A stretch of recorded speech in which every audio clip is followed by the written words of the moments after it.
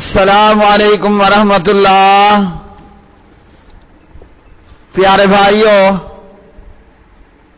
اور میری معززات ماؤں، بہنوں اور بیٹیوں، بلوغ المرام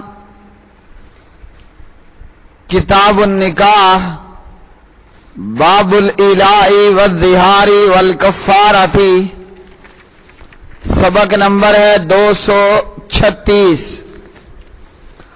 عن سلیمان بن یسار قال ادرکت 17 رجلا من اصحاب رسول اللہ صلی اللہ علیہ وسلم كلهم يقفون المولیا، رواہ الشافعی۔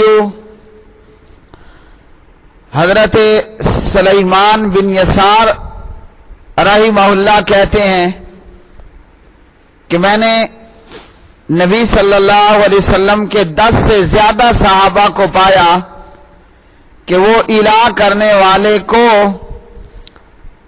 کھڑا کر کے پوچھا کرتے تھے، یعنی کہ عدالت میں۔ تو اس سے بھی یہی معلوم ہوا کہ 4 ماہ کی مدت گزرنے سے، الا کی 4 ماہ کی مدت گزر جانے سے طلاق واقع نہیں ہوگی تا وقت کہ الا کرنے والا خود طلاق نہ دے۔ اور اکثر صحابہ اور جمہور فقہا رضوان اللہ علیہم اجمعین ان کا بھی یہی موقف ہے، اسی طرف رجحان ہے، جیسے امام مالک، امام شافعی اور امام احمد رحمہم اللہ تعالی۔ جبکہ امام ابو حنیفہ رحمہ اللہ کہتے ہیں مدت الا گزرنے سے طلاق واقع ہو جاتی ہے، اور بعض صحابہ سے بھی اس طرح مروی ہے، جبکہ درست یہی ہے کہ جو ان روایات میں بتایا گیا ابن عمر رضی اللہ تعالی عنہ کے حوالے سے صحیح بخاری میں، اور سلیمان بن یسار رحمہ اللہ کے حوالے سے کہ الا کرنے والے کو حاکم وقت کے سامنے کھڑا کیا جائے گا حتیٰ کہ وہ طلاق دے، اور اس وقت تک طلاق واقع نہیں ہوگی جب تک کہ وہ طلاق نہ دے۔ اگلی حدیث عن عبداللہ ابن عباس رضی اللہ تعالی عنہما قال کان الاء الجاہلیۃ السنۃ والسنتین فوقت اللہ 4 اشہر فإن كان اقل من 4 اشہر فليس بإلاء، اخرجہ البیہقی۔ ابن عباس رضی اللہ عنہ سے مروی ہے جاہلیت کا الا سال 2 سال تک ہوتا تھا، اللہ عز و جل نے اس کی مدت 4 ماہ مقرر کر دی، لہذا 4 ماہ سے کم مدت ہو تو وہ الا شمار نہیں ہوگا۔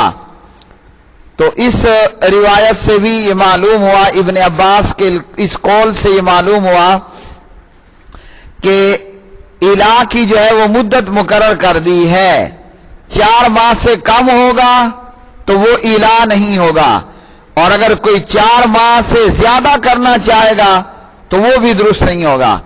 4 ماہ سے زیادہ ہو جانے کی صورت میں یا تو اس کو طلاق دینا ہوگی یا بیوی کو بسانا ہوگا، اور جاہلیت کے اندر عورت کو لٹکا لیا جاتا تھا، نہ اس کو طلاق دی جاتی تھی نہ اس کو بسایا جاتا تھا۔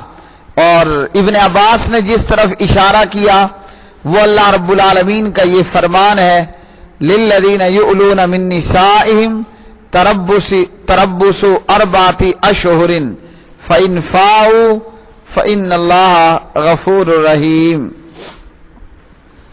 اگلی حدیث عن عبداللہ ابن عباس رضی اللہ تعالی عنہما ان رجلا ظاہر من امرأته अन्न रजुलन ज़ाहरा मिन इम्रअतिही सुम्मा वक़ा अलैहा फ़अतन नबिय्या सल्लल्लाहु अलैहि वसल्लम फ़क़ाला इन्नी वक़अतु अलैहा क़ब्ला अन उकफ़िरा क़ाला फ़ला तक़रबहा हत्ता तफ़अल मा अमरकल्लाहु तआला बिही मा अमरकल्लाहु तआला बिही रवाहुल अर्बातु व सहाहु तिर्मिज़ी व रज्जहन नसाई इरसालहु व रवाहुल बज़्ज़ारु मिन वजहिन आखरा अन इब्न अब्बास व ज़ादा फीही कफ़िर वला तउद।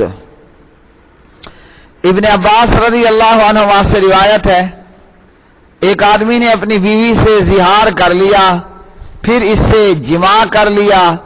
बाद अज़ा वो नबी सल्लल्लाहु अलैहि वसल्लम की खिदमत में हाजिर हुआ और अर्ज किया कि मैंने कफारे की अदायगी से पहले ही अपनी बीवी से सोहबत कर ली। आप सल्लल्लाहु अलैहि वसल्लम ने फरमाया, अब इस वक्त तक इसके पास न जाना जब तक कि अल्लाह का इरशाद पूरा न कर दो। और एक और रिवायत में है कि कफारा अदा कर और दोबारा ऐसा न करना।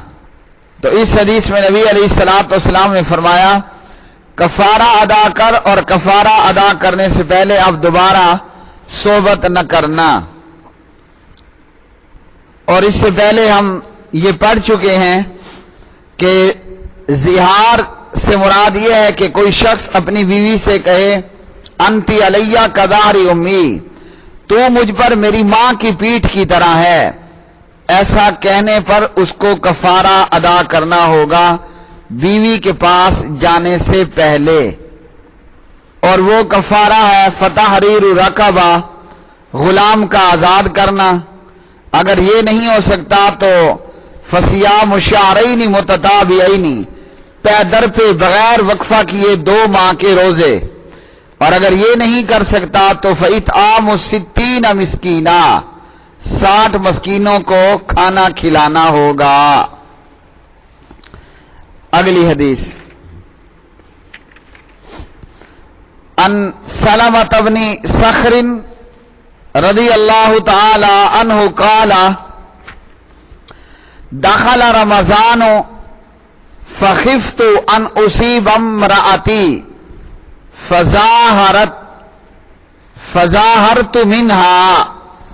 दखल रमज़ान फ़खिफ़्तु अन उसीब इम्रअती फज़ाहरतु मिन्हा फनकशफ़ ली शैउम मिन्हा लैलतन फ़वक़अतु अलैहा फ़क़ाल ली रसूलुल्लाह सल्लल्लाहु अलैहि वसल्लम हर्रिर रकबतन फ़क़ुल्तु मा अमलिकु इल्ला रकबती क़ाल फ़सुम शहरैनि मुतताबिअैनि क़ुल्तु वहल असबतु अल्लज़ी असबतु इल्ला मिनस्सियाम क़ाल अत्इम अरकम मिन तमरिन 60 मिस्कीनन।